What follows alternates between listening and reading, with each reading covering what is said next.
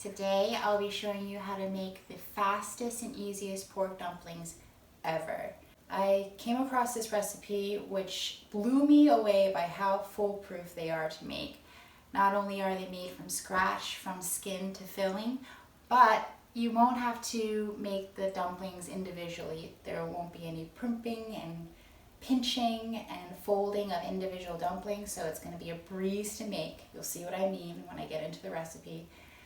And not only that, but they taste amazing. So let's get into it. Alright, we're going to begin by making the dough for the dumpling skins with 2 cups of all-purpose flour, half a teaspoon of kosher salt, and 3/4 cup of warm water.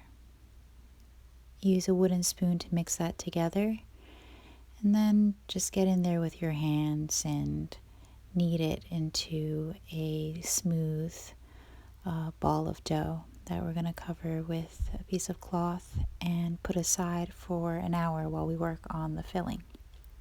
So here we have 1 pound of ground pork that I'm drying off. You don't want the pork to be soggy, so I just like to pat off excess moisture. Put that in a bowl, and then we're going to put in 4 cloves of minced garlic, 1 tablespoon of finely minced ginger, and 1/3 cup of sliced green onions. Next, we're going to put in a tablespoon of soy sauce, then 1 teaspoon of sesame oil.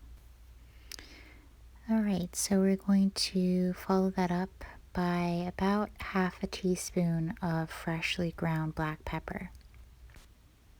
Then we're going to use 2 forks to mix that all together, and then put that aside covered in the refrigerator while we work on making the dumpling skins.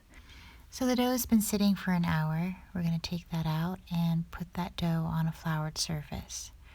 We're going to cut a 1/4 piece of the dough off to make the first batch of dumplings, and you're going to repeat the process that I show you 3 more times with the other 3/4 pieces. We're going to roll out that piece of dough into a long, skinny cylinder about 15 or 16 inches long and about the width of your thumb. So just roll that out, and after we've rolled it out to our satisfaction, we're going to flour the surface again and pull out our trusty rolling pin. So let's start flattening out the cylinder. We want the dumpling skin to be very, very thin, as thin as we can make it, because if it's not thin, the dumplings will turn out doughy. So put some muscle into it. The dough is very resilient and it's hard to put a hole in it. After rolling out the dough, let's flour the top surface and then flip it over. On this side, we're going to put a thin layer of water. Not too much, just enough to cover the surface. And pull out the pork mixture that we prepared earlier. And we're going to put this in a thin strip all the way down the dough, the skin, the dumpling skin. Just all the way down. Then after we've done that, we're going to fold the top side over and press it to the other end. It'll stick really easily, especially that because we have that water there adhering the 2 sides together. So just do this all the way down what is becoming a very long, skinny dumpling. I know it looks funny, but it's gonna work out. Just wait. So now that we've done that, seal both ends. So it should be sealed all the way end to end.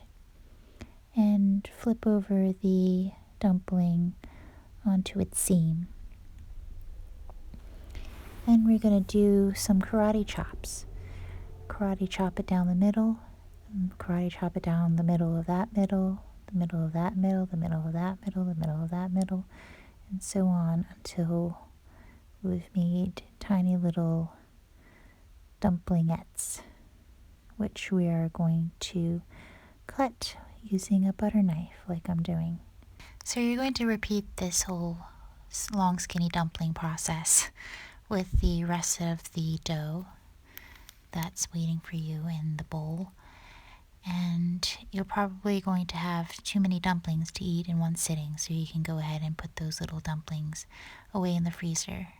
So I'm going to put this on a plate, and the boiling water should be on the stove. I forgot to mention that earlier. Put some water on the stove while you're making the dumplings so we can boil it.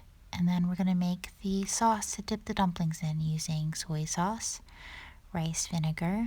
You can also use white wine vinegar. That tastes great as well. Oh my God. And then we are going to put a little what is wrong with me? Chili garlic sauce. I love that sauce, as you can see. The water's boiling, so we're going to plop the dumplings in. And after around 4 minutes, I'm going to check to make sure the pork is ready in one of them, and it is. So we're going to strain the dumplings, and there we are. Alright, so we've finished and they look so good. They don't look like the typical dumplings. They remind me of little ravioli, but you know what? They all end up in the same place. So let's just dip it in a little sauce. See how they are. Oh my God. It's so good. Alright, that's all for today.